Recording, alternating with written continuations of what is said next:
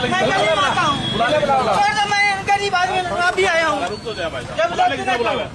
देख लो जबरदस्ती कर रही है, गली में जाओ, मैं छोड़ दो, मैं किसको बुलाएंगे, मैं जा रहा हूँ, मैं गरीब आदमी हूँ, छोड़ दो, मैं नहीं यहाँ बुलाएंगे,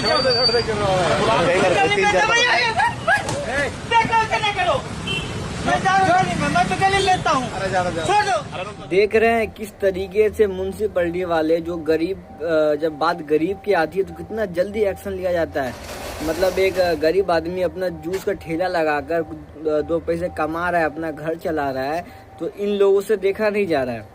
मतलब इतना स्पीड में ये लोग काम करते हैं। जब बात गरीब की, गरीब को हटाने की आती है, गरीब से कुछ लेने की आती है, इतना स्पीड में काम किया जाता है, इतना दिल लगाकर, इतना जोश में काम किया जाता है कि आप सोच नहीं सकते। मैं इन म्युनिसिपैलिटी वालों से यही बात कहना चाहता हूँ, जिस तरीके से आप, जबकि इनके लगाने से ज़्यादा कोई प्रॉब्लम होती नहीं है, थोड़ा बहुत ट्रैफिक का प्रॉब्लम होता है, ये जानते हुए भी ये लोग साइड में भी लगाते हैं। लेकिन म्युनिसिपैलिटी वालों का, जहाँ गरीब की बात आती है वहाँ इन लोगों का जोर ज़्यादा चलने लगता है। मतलब इन लोगों का जो है ये ताकत, ये पावर जो ये गरीब पे दिखा रहे हैं, उनको हटाया जा रहा है। ये उस वक्त दिखाई नहीं देता जब कोई क्राइम होता है, जब कोई बड़े क्राइम करते हैं, जब कोई नेता का औलाद आकर गाड़ी से धक्का मार दिया जाता है तो उसके गाड़ी को छीन कर नहीं ले जाते। जब कोई दारू पीकर गाड़ी साइड में लगा देता है, गाड़ी ठोक देता है, लड़ाई झगड़े करता है, तब इन लोगों की जो है वो मदद करने की या काम करने की जो भावना नहीं जागती है, क्योंकि वो जानते हैं कि अगर वहाँ पे हम कुछ करेंगे तो हमारा तोड़कर पिछवाड़ा लाल कर दिया जाएगा। लेकिन जब बात गरीब को हटाने की आती है, गरीब को प्रताड़ित करने की आती है, क्योंकि जानता है कि गरीब है, कुछ कर नहीं सकता, और अपना जो धौस, अपना पावर जो है वो गरीब के सामने दिखा देता है। तो मैं इन जैसे लोगों पे तरस आता है कि इन लोगों को जहाँ काम करना चाहिए था, जिसके खिलाफ काम करना चाहिए था, जब कोई गलत करता है उसके खिलाफ काम करना चाहिए था, तो ये गरीबों के खिलाफ काम करते हैं। जहाँ गरीब देखते हैं वहाँ पे इनका जो है ईमानदारी जाग जाता है, काम करने की इच्छा जाग जाती है, जो है अपनी डिप्टी जाग जाती है।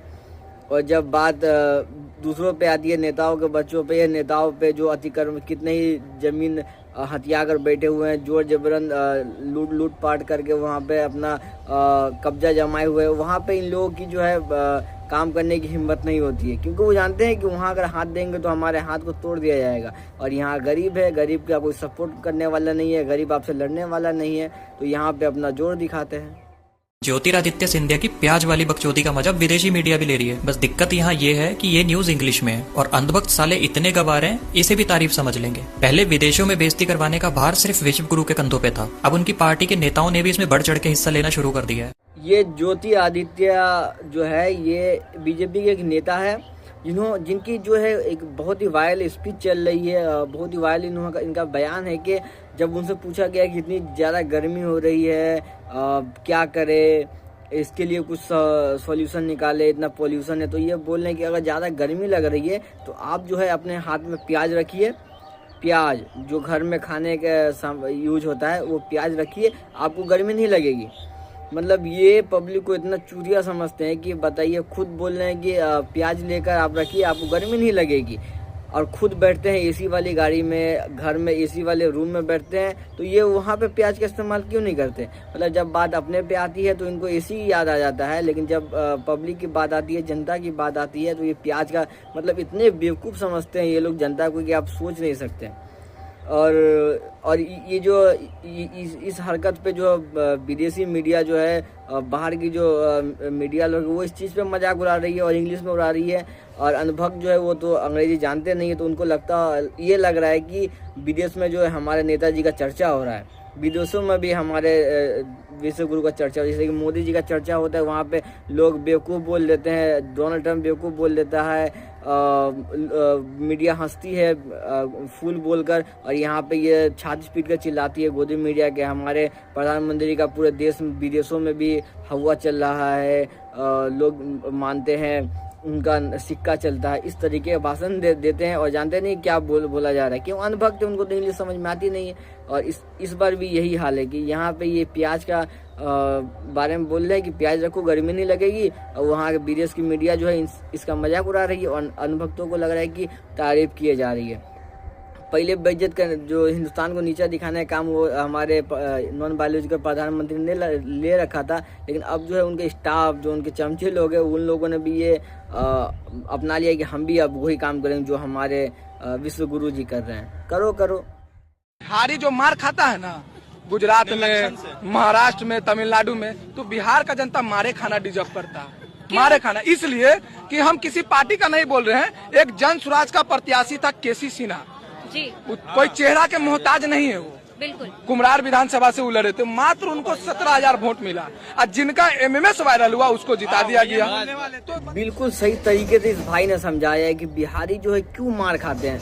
अब महाराष्ट्र में देखिए, दिल्ली में देखिए, हर जगह देखिए, अब पंजाब में देखिए, मतलब आपको वीडियोस देखने को मिलेगा कि बिहारियों को मारा जा रहा है, भगाया जा रहा है। और अभी तो ये हाल है कि दिल्ली में एक पुलिस गार्ड ने, मतलब पुलिस हवलदार जो होता है, उसने एक जो डिलीवरी बॉय का काम करता था, एक बिहारी लड़का, उससे पूछा कि तुम कौन है। उसने बताया कि मैं बिहारी हूँ। तो बिहारी सुनने के बाद उस हवलदार ने जो गोली मारकर उस लड़के की हत्या कर दी बिहारी सुनते ही।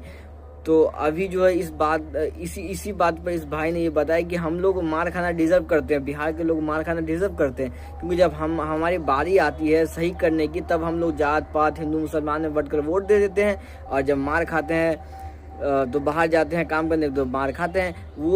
मैं ये सवाल पूछना चाहता हूँ कि अभी वो जितने भी नेता है वो कहाँ है? वो जितने भी बड़े बड़े नेता लोग हैं जो हम बिहारी हैं जी, सब पे बिहारी राज करता है, 101 बिहारी 100 पे भारी, ये जितने भी नेता लोग इलेक्शन के टाइम पे आकर अपने जो डायलॉग दे रहे थे, सम्राट चौधरी जो हमारे चीफ मिनिस्टर है बिहार के, वो लोग इस पे कुछ रिप्लाई क्यों नहीं दे रहे हैं? इसके लिए कुछ मुद्दा क्यों नहीं उठा रहे हैं? इसके लिए कुछ कर क्यों नहीं रहे हैं? बिहार मार खा रहा है, बिहार में एक लड़के को गोली मार दी, लेकिन ये कुछ बोलने वाले नहीं है। और इस भाई ने भी बिल्कुल सही कहा कि हम लोग मार खाना डिजर्व करते हैं, क्योंकि जब इलेक्शन का टाइम था, जब एक पढ़े लिखे व्यक्ति को सपोर्ट करना चाहिए था, तो हमने बिहार के लोगों ने उन व्यक्ति को सपोर्ट किया जिसका एमएमएस लीक हुआ था।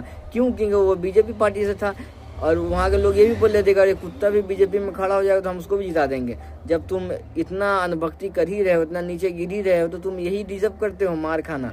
और अब देखिए गुजरात में लोगों को मारा पीटा जा रहा है, 14-14 घंटे काम करवाए जा रहे हैं, जलील किया जा रहा है, उनसे बाथरूम तक साफ करवाए जा रहे हैं, उनको पीटा जा रहा है। और देखिए दिल्ली में किस तरीके से उसकी जान ले ली गई, बस इसलिए क्योंकि वो बिहारी था। जब पहलगाम हमले में धर्मपुर से गोली मारा था, तो हमारी सरकार ने अटैक किया था पाकिस्तान के ऊपर ऑपरेशन सिंदूर के तौर पे। लेकिन अभी बताइए मतलब एक स्टेट का नाम पूछकर उसको गोली मार दी गई, इसके लिए हमारी सरकार क्या कर रही है? वहाँ पे बीजेपी की सरकार है दिल्ली में, जो बिहारी करके वोट ले गई बिहार में, और अभी देखिए बिहारियों के लिए एक वर्ड तक नहीं बोल रही है। मतलब बिहार मरे क्या फर्क पड़ता है? बिहारी तो इसी लात घुसा खाने वाला, चप्पल खाने वाला तो बन ही गया है कि जहाँ देखिए बिहारियों को पीटा कूटा जा रहा है, और गलती हमारी भी है। ये जो यहाँ पर हो रहा है, ये खुदीराम अनुशीलन केंद्र है, स्ट्रांग रूम है, सिर्फ स्ट्रांग रूम, किंतु लेकिन इसका अंदर में कुछ लोग काम कर रहे हैं। हम और डॉक्टर शशि पंजा हम अंदर जाने चाहते हैं, लेकिन वो लोग परमिशन नहीं दे रहे। अभी बोल रहा है, ये देखिए जिस चीज का डर था वही हो गया। हम लोग जानते थे कि बंगाल का इलेक्शन होने के बाद इलेक्शन में जो है धांधली किया जाएगा, लूटा पुटा जाएगा, क्योंकि ये सरकार जानती है कि हम हार रहे हैं। ओपोजिशन की जो सरकार है वो जानती है कि हम हार रहे हैं, तो सारा पूरा बंगाल या पूरा हिंदुस्तान जानता था कि इलेक्शन के बाद, बंगाल इलेक्शन के बाद जब वोटिंग के टाइम में कुछ ना कुछ घपला होगा। आप देख लीजिए किस तरीके से जहां बॉक्स ईवीएम रखा जाता है, जहां पे गिनती होती है, स्ट्रांग रूम जिसे कहा जाता है, वहां पे जब टीएमसी के जो लोग थे और बीजेपी के लोग थे, तो टीएमसी के लोगों को वहां से निकाल दिया गया सीआरपीएफ के द्वारा। और उसके बाद देखिए कैमरे में किस तरीके से कैद हो गया कि वहाँ पे टीएमसी के कार्यकर्ता को निकालने के बाद वहाँ पे बीजेपी कार्यकर्ता और ईसीआई वाले जो हैं मिलकर बॉक्स को खोलकर और उसमें क्या कर रहे हैं, ये आप लोग बखूबी जानते हैं कि क्या किया जा सकता है इसमें। तो ये बात सबको मालूम थी कि यहाँ पे धांधली और चोरी होने वाली है, तो यहाँ पे देखिए स्टार्ट हो गया है। लेकिन ममता बनर्जी ने इस चीज़ को, इसका पर्दाफाश कर दिया। उसके बाद वहाँ पे धरना प्रदर्शन हुआ, लोग आए, लोगों ने हंगामा मचाया, और ये तो सारा हिंदुस्तान जानता था कि उसमें चोरी होगा। वो अब बीजेपी वाले जो अपना काम करना स्टार्ट कर चुके हैं। अब देखिए किस किस तरीके से ये लोग सीधे तो जीत नहीं सकते, तो पीछे वाला रास्ता अपना रही है। और मैं ये मतलब दावे के साथ बोलना चाहता हूँ कि बंगाल में जो है फिर से टीएमसी की सरकार बनेगी अगर बीजेपी वालों ने पूरे मतलब अपने जोरों खरोश से अगर इसमें चिटिंगबाजी या धांधली नहीं की तो पक्का है टीएमसी की सरकार पूरे बहुमत से बनेगी। लेकिन जिस तरीके से ईसीआई, पुलिस, गवर्नमेंट मिलकर बंगाल को हराने की साजिश रच रही है, ऐसा हो सकता है क्योंकि सारे दुश्मन एक तरफ हो जाने के बाद एक व्यक्ति को हरा सकते हैं। लेकिन बंगाल की जनता ने पूरा सपोर्ट किया है टीएमसी को, तो फिर देखते हैं 4 तारीख को कौन जीता है। और ये जो देखिए बीजेपी की धांधली का वीडियो जो पूरे दुनिया के सामने आ चुका है, किस तरीके से ये वोट चोरी कर रही है। जो इल्जाम लगता था वो कंफर्म भी हो गया सबूत के साथ, ये लोग वोट चोर हैं। नरेंद्र मोदी की रैलियों में जबरदस्ती महिलाओं को बुलाया जाता है, फिर उन्हें मोदी जी का भाषण सुनने के लिए मजबूर भी किया जाता है। आप कैसे आई हैं? बस से आए हैं, स्कूली बस से। आप भी स्कूल बस से आई हैं? जी। तो आप भारतीय जनता पार्टी कार्यकर्ता हैं? नहीं सर, फिर क्या कर रही हैं यहाँ पे? हम लोग स्वास्थ्य विभाग से हैं, जबरदस्ती बुलाए गए हैं। स्वास्थ्य विभाग से हैं? जी। और जबरदस्ती बुलाया गया है? हाँ, प्रेशर बना है कि चलिए रैली में चलना है। धीरे धीरे जो है पूरे हिंदुस्तान के लोगों को ये समझ में आ रहा है कि मोदी जी जो है क्या करना चाहते हैं, उनका जो है उनका जो एम क्या है। अब लोग जो है उनको पसंद करना बंद कर दिए, क्योंकि जिस तरीके से वो गरीबों के साथ अत्याचार कर रहे हैं, गरीबों के घरों को तोड़ रहे हैं, गरीबों के साथ अन्याय कर रहे हैं और कुछ लोगों के लिए अपने पूंजीपति दोस्तों के लिए काम कर रहे हैं। पूरा हिंदुस्तान जो है उनसे खफा हो चुका है, उनको अब नहीं देखना चाहता। लेकिन ज़बरदस्ती जोर जबरदस्ती करके देखिए किस तरीके से रैलियों में भीड़ जुटाया जा रहा है। और बस इसलिए जुटाया जा रहा है क्योंकि ये दिखा सके लोगों को कि मोदी जी से जो लोग मोहब्बत करते हैं उनको सुनने के लिए आते हैं। लेकिन आप देखिए जहाँ भी रैली होती है लोगों को ज़बरदस्ती ले जाया जाता है। गलगोटे यूनिवर्सिटी वाला जो जेवर एयरपोर्ट का जो वीडियो बहुत ज़्यादा वायरल था कि किस तरीके से बच्चों को 2 दिन की अटेंडेंस के नाम पे ले जाया जा रहा था। फिर आप यहाँ पे देख लीजिए किस तरीके से जबरदस्ती महिलाओं को लेकर जाया जा रहा है, प्रेशर बना करके आपको जाना पड़ेगा।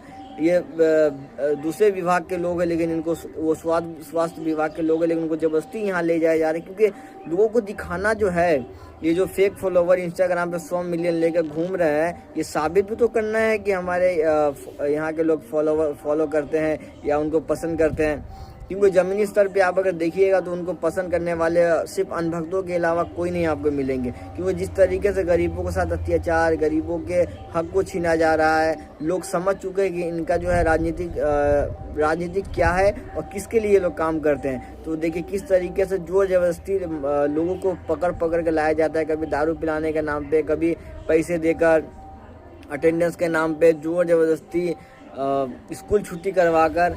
तो ये इस चीज़ से पूरा साबित होता है कि हिंदुस्तान की जो जनता है वो समझ चुकी है और इन लोगों से आजीज आ चुकी है, इनकी गुंडागर्दियों से, और ये चाहती है अब देश में बदलाव। तो आप चाहे जितना वोट चोरी कर लीजिए, अगले बार जो है आपके हाथों से सत्ता जाने वाली है, ये पूरे हिंदुस्तान की जनता ने ठान लिया है।